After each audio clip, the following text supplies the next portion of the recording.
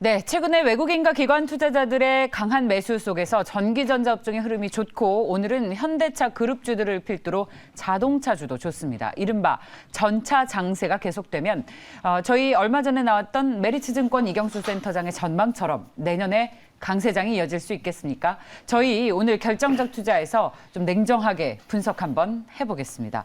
DB금융의 김진만 팀장 나오셨습니다. 어서 오십시오, 팀장님. 네, 안녕하세요. 네. 삼성전자가 드디어 8만 원을 터치해서 네. 저희가 장중에 기쁨의 박수도 쳤는데 참 안착은 쉽지 않은가 봐요. 네, 아무래도 예. 삼성전자 8만 원을 돌파했다는 건 정말 이제 올해에서 드디어 이제 내년 넘어가는 시점에서 굉장히 중요하다고 볼 수 있을 것 같고요. 일단은 개인 투자자들이 많이 팝니다. 그래서 일단 그 부분이 조금 더 상승 동력의 일부를 좀 보태고 있는 것 같고요. 또 보시면은 지금 외국인들이나 기관 투자자들이 매일매일 매수를 하고 있고 특히 외국인 투자자들의 매수세가 강하게 이어지고 있습니다. 그래서 지금 딱 본전에 오셨던 분들이 이제 하도 지치셔서 파시는 것 같아요. 근데 그 부분이 어느 정도 성장 동력의 일부가 되는 것 같고 전체적으로 현재 상황은 이제 그래도 워낙 저점에서 올라왔던 상황, 그 다음에 악재가 어느 정도 주가에 많이 반영되었던 상황들이 여러 가지 좀 긍정적으로 우호작용이 되면서 일단 삼성전자 현재 주가는 굉장히 긍정적으로 나타나고 있다는 말씀과 함께 일단은 8만 원이 넘었다는 거는 굉장히 기념비적인 일인 것 같습니다. 맞습니다. 근데 말씀하신 것처럼 이 아주 두터운 매물벽에서 네. 계속 그 뭐랄까요? 위에 천장을 터치만 하고 네. 터치만 하고 뚫어가야 되는데 그런 힘을 어디서 얻을 수 있을지 한번 계속 얘기를 좀 나눠보겠습니다. SSD에서 초격차를 확인을 했다. 네. SSD를 공개했는데 이게 주가에 또 다른 신호탄이 될 수 있을까에 대한 의문이 많습니다. 네, 저는 일단은 긍정적으로 보고 있는 게 SSD와 그다음에 DDR5 생태계가 내년도 삼성전자의 좀 상승 동력을 이끌지 않을까 하는데 일단 SSD 같은 경우에는 서버용 데이터 센터들이 지금 각자 굉장히 많이 구성되고 있고 그 안에 들어가 있는 서버용 D램이나 SSD의 수요가 굉장히 긍정적일 것 같은데 아무래도 SSD 같은 경우에는 전력도 덜 들고 그다음에 이제 빠르고 좀 정확하다는 그런 장점이 계속 존재를 하고 있기 때문에 일단 내년도에 대부분들의 기업들이 이제 ESG 경영에 좀 박차를 가야 되고 즉 전력을 덜 쓰는 방안으로 이제 전체적인 회사 마인드도 바꿔야 되는 상황이기 때문에 가격이 좀 비싸더라도 이런 부분을 미리미리 준비를 해야 되는 딱 그 원년이기 때문에 내년도 이제 좋은 교체 시기가 이뤄질 것 같고요. 삼성전자는 그렇기 때문에 SSD 쪽에서 힘을 좀 실어주고 있습니다. 그래서 아무래도 저는 긍정적인 성장 동력의 일부로 좀 될 것 같기 때문에 이 부분도 한번 계속적으로 체크해 보시면 좋을 것 같습니다. 고성능 SSD, 그러니까 고성능 뭐라고 표현해야 돼? 좀 SSD를 네. 쉽게 저희가 이해하면 하드디스크라고 하드디스크인데 고성능이다. 네, 이제 그렇게 좀 표현을 하면 좀 편할 것 같고요. 뭐 솔리드 스테이트 디스크긴 한데 그 부분이 좀 빠른 이제 조금 이제 읽기가 빠르고 전력 소모가 좀 덜 드는 이제 그런 하드디스크라고 좀 보시면 좋을 것 같습니다. 이게 그 메타버스 등 새로운 성장 동력에서 계속해서 이렇게 반도체나 뭐랄까요 데이터에 대한 수요가 늘어나면서 네. 이렇게 좀 질이 좋은 데이터를 계속 써야 되는 일이 많아진다. 네, 거기에서 거기에다 이제 뭐 빅테크 기업들이 아무래도 시장 자체 규모가 커지다 보니까 데이터 센터를 별도로 짓고 이제 네이버나 카카오도 지금 데이터 센터 별도로 운영하고 있는데 그렇죠. 그게 계속적으로 확장이 되고 있습니다. 워낙 지금 정보의 양도 많고 빅테크 기업들이 커졌기 때문에 그만큼 가지고 있어야 될 데이터 센터도 많기 때문에 그 부분의 수요가 계속적으로 늘 것 같다. 즉 삼성전자의 SSD 같은 경우에는 긍정적인 우호적인 환경이 계속될 가능성은 크다라는 말씀을 드릴 수 있을 것 같습니다. 네이버도요. 앞서 네이버도 잠시 말씀을 해주셨는데 그 데이터 센터를 짓는다는 게 네. 상당히 그 우리 투자자분들한테는 회자가 많이 되고 있습니다. 네. 데이터 센터를 짓는다. 그렇다면 앞으로 클라우드에 더 집중하지 않겠냐. 그러면 네이버는 어떻게 되겠냐.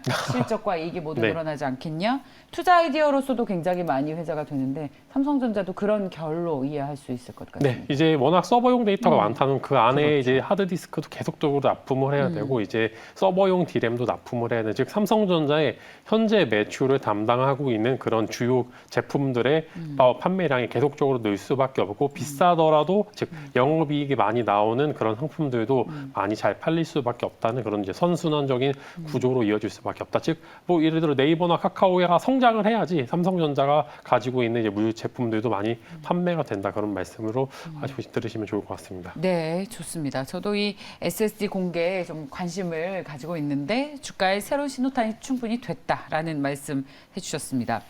근데 요즘 그 팀장님 외국인 네. 투자자들이 왜 이렇게 전기전자 업종을 집중적으로 사는 겁니까? 기관도 그렇고 여기서 부품주들까지 다 함께 좋은 것 같아요. 네, 워낙 일단은 악재가 주가에 많이 반영돼 있는 상황에서 이제 악재는 어느 정도 소멸이 되는 시간이 지나면 이제 쭉쭉 소멸이 돼야 되는 건데 삼성전자 같은 경우에는 단기 악재 즉 디램에 대한 워낙 이제 가격적인 우려감이 있어서 가격이 거의 6만 원 후반대까지 빠졌기 때문에 이 부분이 주가에 한번 반영이 됐고 그 이후에는 삼성전자에 대한 우호적인 환경이 지속이 되는 상황에서 이제 피로에 지친 개인 투자자들의 매도세가 이런 외국인 투자자들의 매수세를 좀 동반을 하고 있는 거예요. 사실 원달러 환율은 삼성전자를 매수하기는 그렇게 좋은 상황은 아니지만 그럼에도 불구하고 이제 내년도에 대한 추가적인 기대감과 그렇게 크게 오르지 않은 주가 같은 두 가지 포인트로서 접근이 가능하다는 점에서 아무래도 개인 투자자들의 매도세가 이런 불을 좀 지피는 것 같고 내년도에 우호적인 환경도 계속적으로 이어질 거라는 전망이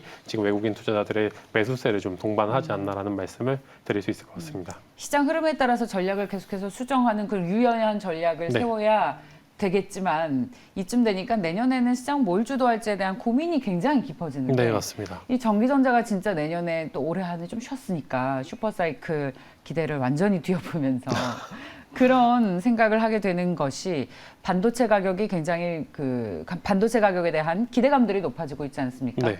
윈터가 이제 지났다. 네. 예, 하강 사이클이지만 사이클이 많이 좀 둔화됐다. 하강 곡선이라는 의견들이 나오고 있는데 팀장님께서는 어떻게 보세요? 반도체 내년 디램 가격 전망에 따라서 전기전자 업종에 대한 투자 의견을 좀 좋게 보십니까? 네, 긍정적으로 보고 있는데요. 일단은 내년도 1분기 때 디램의 가격이 얼만큼 하락하는지가 좀 유효할 것 같습니다. 일단 내년도 초에 일단 하락하는 거는 좀 기정사실화되고 있는데 그 기간이 얼마나 길지, 그다음 회복이 빠르게 될지 얼마나 많이 떨어질지가 문제점이 되고 있고요. 저는 사실 디램에 대해서 이제 지금 뭐 다시 긍정적인 우호적인 환경이 이어졌다고는 하지만 업황이 또 빠르게 바뀔 수도 있다. 지금 우려도 일부 가지고 있습니다. 왜냐면은 그 지금 리서치를 내놓는 외국계 증권사들도 지금 보시면은 3개월 단위로 지금 환경이 확 바뀌었다는 모습을 보여주고 있기 때문에 그만큼 내년도에 만약에 조금 우호적인 환경이 이어지지 않을 경우에 다시 한번 글로벌적인 쇼크가 있을 거라고 보고 일단 현재는 3분기 때 마이크론의 실적이 우호적으로 발표가 되면서 이 부분이 조금 성장 동력으로 작용을 한 상황인데 일단 내년도의 디램 가격은 사실 겨울이 길지 않다고는 하지만 막상 가봐야 되거든요. 즉 어느 정도 시장에 리스크가 있을 수도 있으니 대비는 일부 하시는 게 좋을 것 같다라는 말씀을 좀 드릴 수 있을 것 같고요. 업황 자체가 확실하기보다는 시장에 맞닿아야지 한번 그런 결과물이 나올 수 있는 구간이기 때문에 내년도에는 1분기 때는 좋지 않을 수도 있다는 말씀과 함께 2, 3, 4분기 때는 반등에 성공할 가능성도 충분하다라는 말씀 드릴 수 있을 것 같습니다. 지금 뭐 오늘이 그 성탄이기 때문에 네. 성탄 이브이기 때문에 산타 랠리가 그러니까 소위 연말 랠리를 이끌고 내년 초장세까지 이끌까에 대한 의견에 대해서는 반도체주가 좀 이끌어 주겠습니까? 네, 반도체주는 삼성전자가 여기서 버텨주기만 해도 사실 낙수 효과는 굉장히 크다고 보고요. 이렇게 여기서 뭐 1% 등락만 보여주고 8만 원대 유지만 해도라도 낙수 효과는 굉장히 클 거라고 봅니다. 이게 업황이 무너지게 되면 정말 낙수 효과는 그만큼 더 리스크가 크지만 삼성전자가 여기 위에서 이제 잘 유지만 해준다면 밑에 있던 기업들은 전반적으로 3분기 실적이 잘 나오고 4분기도 잘 나올 것으로 전망이 되기 때문에 상대적으로 좀 주가 탄력성은 훨씬 더 유연하게 나타날 가능성이 굉장히 크다라는 말씀 드릴 수 있을 것 같습니다. 좋습니다. 반도체가 산타 랠리에 이어서 연초 랠리, 뭐랄까 연초에 대한 기대감 뭐라고? 뭐 그런 네네 그런 말은 없지만 일단은 뭐 새해를 기대해 새해 보는 기대감까지 반도체가 이끌 수 있을 것이다라는 말씀을 해주셨습니다. 요즘 이제 자동차까지 오늘 그 가세하면서 소위 전차 장세가 다시 돌아오는 거 아니냐라는 얘기인데 이제 올해 초에 전차 장세와 닮은 꼴이 다시 재현이 되는가? 근데 이게 반짝인가? 아니면 정말 반도체와 자동차의 새로운 모멘텀으로 내년 초까지 그 상승을 이어질 수 있을까? 팀장님께서는 어떻게 보세요?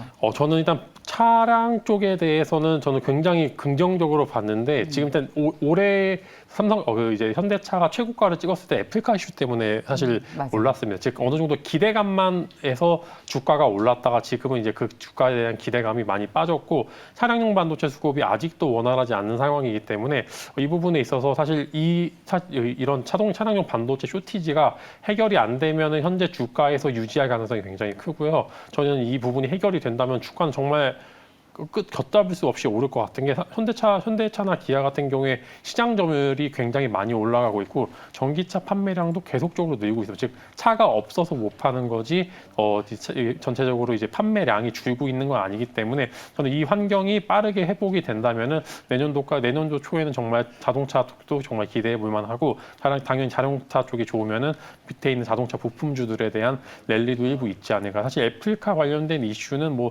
단발적인 이슈로 지금 LG전자가 수급을 많이 가져가고 있기 때문에 현대차와 기아 같은 경우에 본업 즉 자신들의 차량을 판매하는 것에 있어서 조금 우호적인 환경을 계속 만드는 게 중요하다고 보고요.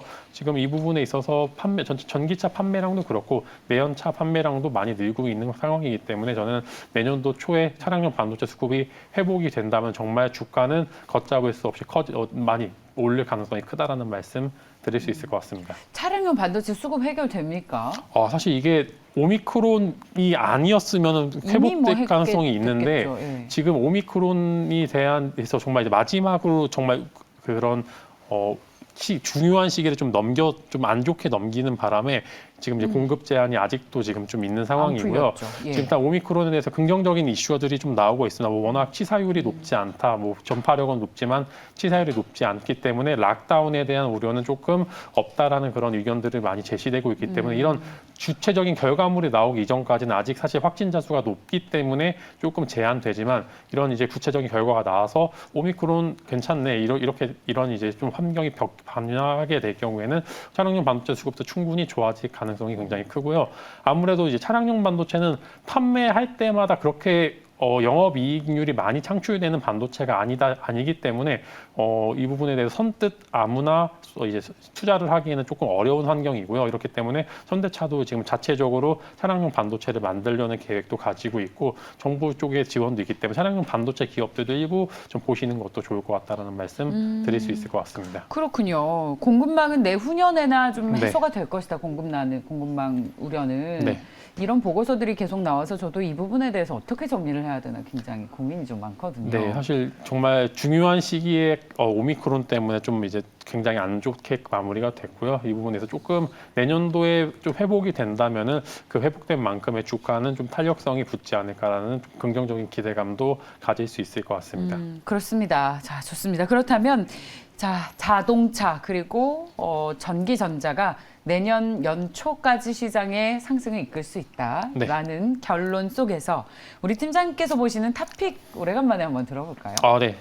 저는 반도체 업종에서는 하나마이크론을 탑으로 좀 뽑고 싶은데요. 워낙 이제 좋아하는 종목이기도 하고 왜 좋아하냐면은 메모리 향도 좋고 비메모리 향도 좋고 이제 두 가지가 굉장히 좋은 이제 업황을 가지고 있는데 여기서 추가적으로 원래는 삼성전자의 매출이 굉장히 많이 나오고 있었는데 올 11월에 하이닉스와 장기 계약을 체결하면서 삼성전자와 하이닉스 두 개 다 매출이 나오면서 어느 정도 내년도에 성장세를 강하게 이룰 수 있는 그런 준비가 다 되어 있고 전체적으로 체급 자체가 올라간 기업이라고 좀 보시면 좋을 것 같습니다. 즉 단발적인 시세 분출이 아니라 주가는 더더욱 올라도 좋을 만한 기업이고 그만큼의 투자와 그다음에 투자를 했고 투자를 받았습니다. 그렇게 된다면 당연히 주가는 오를 수밖에 없는 이제 상황이기 때문에 이런 전체적으로는 긍정적인 업황이 이어지는 하나마이크론을 반도체 업종 좀 탑픽으로 꼽아도 좋을 것 같다는 말씀 드릴 수 있을 것 같습니다. 네, 좋습니다. 자, 김지만 팀장님 오늘도 유익한 시간이었습니다. 네. 성탄 건강하게 보내시고요. 네, 메리 크리스마스 보내세요. 네.